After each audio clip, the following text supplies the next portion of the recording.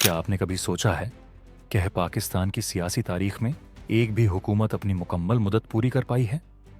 आज हम बात करेंगे इस तहरीक-ए-हिज़्ब-ए-इख्तिलाफ़ की, जिसने न सिर्फ मौजूदा सियासी निज़ाम को चैलेंज किया है, बल्कि नए इंतखाबात का मतलब भी किया है। तो मौलाना फजल रहमान बोले, अवामी मैंडेट ना रखने वालों को मुसल्लत रहने का कोई हक नहीं। मुशावरती इजलास में महमूद अजहरी, राजा नासिर अब्बास, मुस्तफा नवाज को समेत दीगर कायदीन शरीक हुए। मुश्तरका एलामिया शाहिद खाकान अब्बासी ने पढ़कर सुनाया।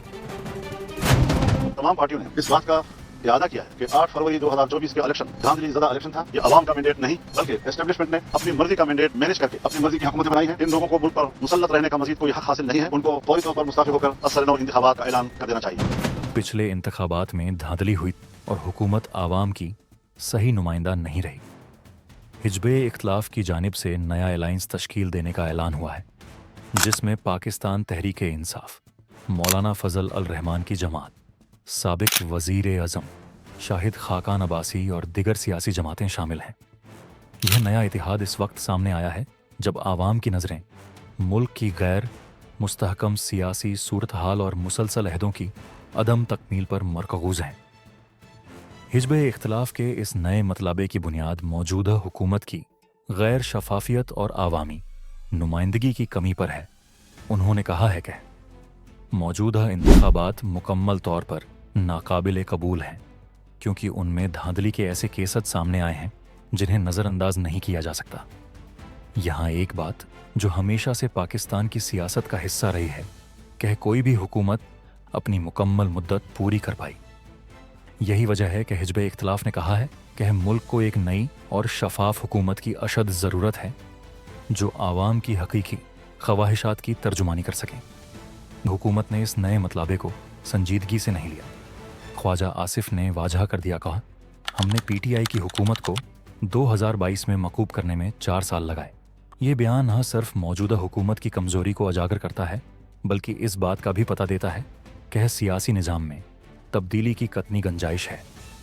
इस इतिहाद की तश्कील एक नए सियासी दौर का आगाज़ साबित हो सकती है, जहाँ जमातें एक मुश्तरका प्लेटफॉर्म पर खड़ी होकर आवाम के मसाइल हल करने की कोशिश करेंगी। हिज़्ब-ए-इख्तिलाफ़ ने 8 फरवरी को यूम-ए-सियाह के नाम से एहतजाज का ऐलान किया है, जिसमें खैबर पख्तूनख्वा, पेशावर, लाहौर और दिगर अजला में आवामी रैलियों का भी इनकाद होगा। आवाम इस एहतजाज में अपनी आवाज़ बुलंद करने को तैयार हैं और उनकी उम्मीद है कि यह एहतजाज हुकूमत पर दबाव डालकर नए इंतखाबात की राह हमवार करेगा। क्या यह इतिहाद हुकूमत को नए इंतखाबात कराने पर मजबूर कर पाएगा? यह वक्त ही बताएगा। पाकिस्तान की जमहूरियत का बुनियादी मसला यही है कि कोई भी हुकूमत अपनी पूरी मुद्दत मुकम्मल नहीं कर पाती। इस बात को मद्देनज़र रखते हुए हिज़्ब-ए-इख्तिलाफ़ का यह मतलब सिर्फ एक सियासी चाल नहीं, बल्कि एक तारीखी जदोजहद का हिस्सा है, जिसका मकसद मुल्क में हकीकी जमहूरी निज़ाम को बहाल करना है।